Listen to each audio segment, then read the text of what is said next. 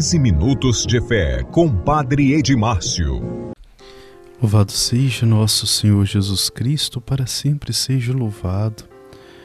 Bom dia a você que nos acompanha pela rádio. Saudações também a você, caro internauta, que nos acompanha pelo YouTube. É uma alegria podermos juntos refletir a palavra de Deus neste dia 5 de dezembro de 2020, sábado, rezando e agradecendo a Deus tudo de bom que Ele faz por nós. No Evangelho de hoje, Jesus tem compaixão do povo, que está como ovelhas sem pastor, e alerta que o reino dos céus está próximo. Hoje conheceremos um pouco sobre a vida de São Martinho de Dome. Vamos ouvir o Santo Evangelho. Evangelho do dia.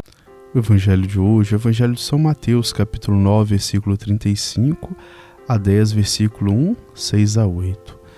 O Senhor esteja convosco, Ele está no meio de nós. Proclamação da Boa Nova de Jesus Cristo segundo São Mateus. Glória a vós, Senhor. Naquele tempo, Jesus percorria todas as cidades e povoados, ensinando em suas sinagogas, pregando o Evangelho do Reino e curando todo tipo de doença e enfermidade. Vendo Jesus as multidões, compadeceu-se delas, porque estavam cansadas e abatidas, como ovelhas que não têm pastor. Então disse a seus discípulos: a messe é grande, mas os trabalhadores são poucos.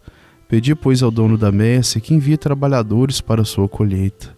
E chamando os seus 12 discípulos, deu-lhes poder para expulsarem os espíritos maus e para curarem todo tipo de doença e enfermidade. Enviou-os com as seguintes recomendações: e diante as ovelhas perdidas da casa de Israel, em vosso caminho anunciai: o reino dos céus está próximo. Curai os doentes, ressuscitai os mortos, purificai os leprosos e expulsai os demônios. De graças recebestes, de graça deveis dar. Palavra da salvação, glória a vós, Senhor. Queridos irmãos e irmãs, a liturgia de hoje nos mostra a esperança através da cura de todas as enfermidades que provocam sofrimento. Na primeira leitura, o profeta Isaías, o personagem importante desta primeira semana do Advento, fala de um povo que não terá mais motivo para chorar, porque Deus se compadeceu dele. A compaixão é um sentimento que significa sofrer com aquele que sofre, sentir com o coração do outro. Ter compaixão significa sentir a mesma dor. Um Deus que se compadece do povo é um Deus que sente a sua dor. Assim sendo, Ele ouvirá o clamor deste povo e o atenderá. Virá e fará morada junto dele. Transformará a angústia e a aflição deste povo em alegria. Todos poderão sentir e ver a presença deste Deus. É um Deus que se faz gente. É o Verbo que se faz carne e habita entre nós. O Natal do Senhor é exatamente isso. É para isso que estamos nos preparando. Uma luz resplandecente iluminará para sempre a humanidade. Essa esperança do fim das enfermidades e sofrimentos está presente também no Evangelho. Aqui Cristo também se compadece ao ver o sofrimento das multidões. Estar como ovelha sem pastor é estar totalmente abandonado, vulnerável, exposto a todo tipo de perigo. É diante desta realidade que Jesus vê quanta coisa precisa ser feita. O resultado da sua compaixão é a convocação e o envio dos discípulos para a missão, cujo objetivo principal é diminuir a dor e o sofrimento. Antes, porém, eles se abastecem da oração, das preces a Deus, para que envie operários para a sua messe. Hoje não é diferente. Por mais que haja gente empenhada para diminuir a dor do seu semelhante, ainda é necessário fazer muitas coisas. Precisa-se ainda de muitos operários. A missão é, em primeiro lugar, expulsar os espíritos maus, aqueles que fazem os outros sofrerem. Em seguida, curar as feridas causadas por essas pessoas. Nesta jornada missionária, há que primar pelos mais necessitados, mais carentes, mais fragilizados, a realidades mais urgentes. Em suma, quando fazemos o bem, Quando diminuímos a dor do outro, anunciamos a aproximação do reino de Deus. Pequenos gestos de amor podem representar sinais da chegada desse reino no nosso meio. A cada pequeno gesto que fazemos em nome de Deus, nós realizamos o seu reino no meio do mundo e somos um degrau, uma ferramenta, um tijolo nesta construção. Louvado seja nosso Senhor Jesus Cristo, para sempre seja louvado. Santo do Dia. O santo do dia de hoje é São Martinhos de Dume.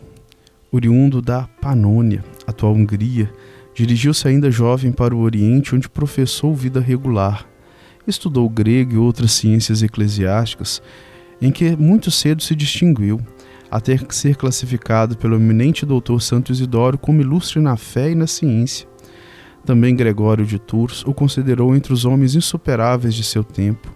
Regressando do Oriente, dirigiu-se depois a Roma e França, onde travou o conhecimento com as personagens por então mais insígnes em saber e santidade. Sobretudo quis visitar o túmulo do seu homônimo e compatriota São Martinhos de Tours, que desde então ficara considerando como seu patrono e modelo.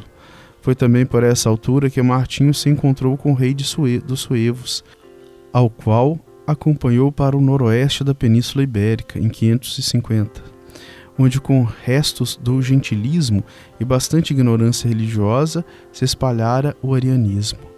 Para correr a tantos males, não tardou Martinho em planejar e colocar em andamento seu vigoroso apostolado.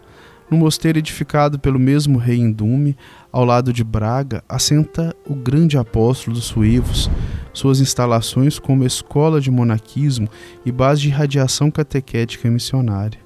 A igreja do mosteiro é dedicada a São Martinho de Tours e foi sagrada em 1558. O seu abade foi elevado ao episcopado pelo bispo de Braga, já em 1556. Ao seu exímio saber e extraordinário zelo e santidade, com a subida ao trono do rei Teodomiro, consumava-se o regresso dos suevos ao catolicismo, deixando o arianismo. Ilustre por tão preclaras prerrogativas, passa Martinho para a sé de Braga, em 569, quando o catolicismo nessa região gozava já de alto esplendor, o que tornou possível o primeiro concílio de Braga, em 561, no pontificado de João III. Em 572 foi Martinho a alma do segundo concílio de Braga. Nesta altura escreveu ele, com a ajuda da graça de Deus, nenhuma dúvida há sobre a união e retidão da fé nesta província. São Martinho de Dume não esqueceu a importância e eficácia do apostolado da pena. Deixou assim várias obras sobre as virtudes monásticas, bem como matérias teológicas e canônicas, pelas quais foi depois reputado e celebrado como doutor. Faleceu a 20 de março de 579 e foi sepultado na Catedral de Dume, mas desde 1606 estão depositadas as suas relíquias na sé de Braga. Compusera para si em latim o seguinte epitáfio sepulcral, em que mostra a veneração que dedicava ao santo bispo de Tours. Nascido na Panônia, atravessando vastos mares, impelido por sinais divinos para o seio da Galícia, sagrado bispo nesta tua igreja, o Martinho, confessor, nela instituiu o culto e a celebração da missa, tendo-te seguido, patrono, eu, o teu servo Martinho, igual em nome que não em mérito, pouso agora aqui na paz de Cristo. São Martinho de Dume, rogai por nós. Bênção final. O Senhor esteja convosco, Ele está no meio de nós. A nossa proteção está no nome do Senhor, que fez o céu e a terra. O Senhor Jesus Cristo esteja junto de nós para nos defender, dentro de nós para nos conservar, à frente de nós para nos guiar, atrás de nós para nos guardar, sobre nós para nos abençoar. Ele que com o Pai e o Espírito Santo vive e reina pelos séculos dos séculos. Amém.